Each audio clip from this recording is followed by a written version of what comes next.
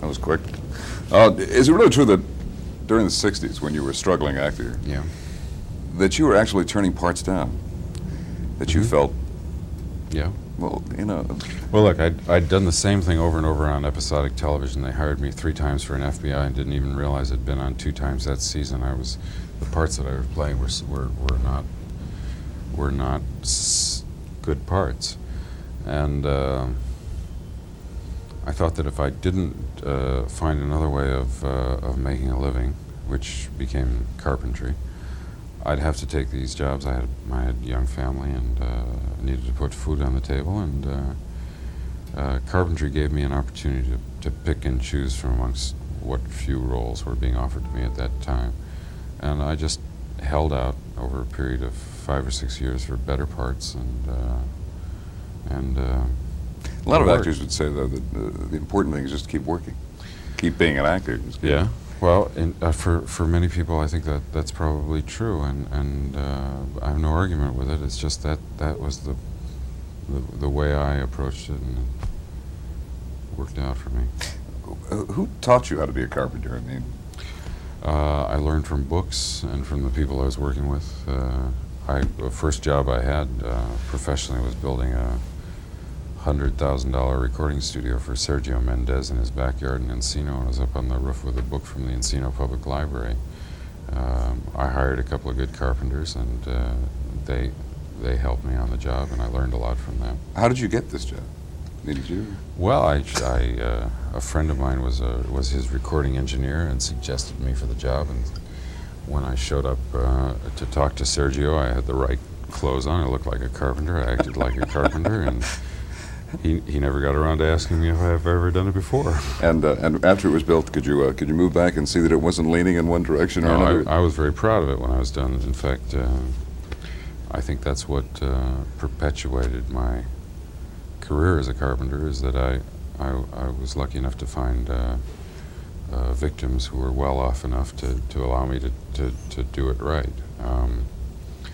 And that was always my ambition, was to build something that was good and right. And You still do it now? You still work? yeah, I work on my own houses, and something gratifying I about it, I suppose. I like making furniture and things like that. Yeah. What was the role that finally said, okay, I'm going to give up my carpentry career? And Well, I was working on somebody's house when Star Wars came up, and that was the last professional carpentry engagement I had. did you ever get to finish their house before? Oh yeah, I finished it before I left. Let's talk a little about Working Girl. This is a very funny motion picture. Good, I'm I glad you mentioned liked you. it. Yeah. I had this silly smile waxed to my face through the entire film. It's really a feel-good movie. I like it. Tell me a little about Jack Traynor, this guy. Well, he's a guy who probably was a whiz kid who's been falling off, divorced. So his love life was a bit in disarray. His girlfriend is a manipulative, conniving type, Sigourney Weaver.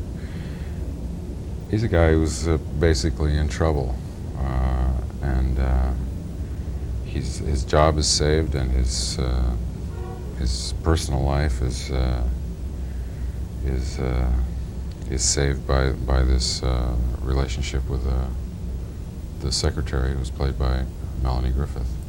There's a scene in this movie where you have her. She is drunk and passed out, and you are. This film is very reminiscent of a screwball 30s comedy. It's wonderful.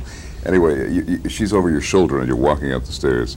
And you have this wonderful, you're talking to her about how the apartment's going to be a mess when you walk in. Of course, she's unconscious behind your kid here. How much of that was improvisation, or Not a bit. Everything was all scripted? It was scripted. It's such a wonderful speech. Yeah, it is. Well, that's one of the things that attracted me to this picture, was a great script by Kevin Wade and Mike Nichols, of course, who was I think our premier comedy, one of our premier comedy directors. The timing is so critical in this film, and done so well. Does he always make you, as an actor, aware of that? Mike Nichols, is he always saying, hold that line, don't deliver that line quite as quickly as you do? I think Mike Mike, as he has been a performer and an actor himself, is so sensitive to actors that he won't even he will not allow them to see him directing them. Is that He's right? very subtle, and he's very. I mean, he may have to come and say, you know, if you look there instead of there, it's going to work.